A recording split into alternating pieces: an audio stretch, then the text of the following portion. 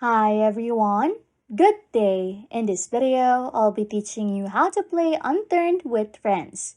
Okay, first things first, open your Steam application. In your Steam library, search for Unturned. After that, you should see the Unturned dedicated server application.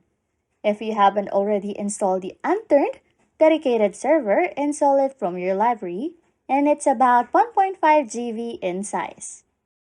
Just right-click on the Unturned dedicated server in your library and hover over Manage and select Browse Local Files. Inside the game folder, just navigate to Servers and open the commands file with Notepad.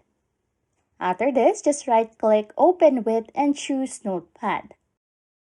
In the commands file, you can set the configuration for your server.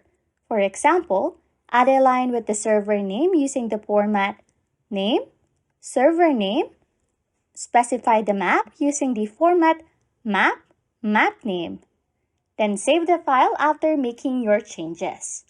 After this, just close the file and exit the folder.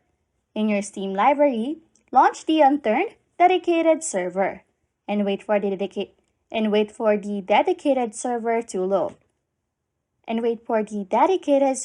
load. Once it's ready, just open the Unturned and join the server.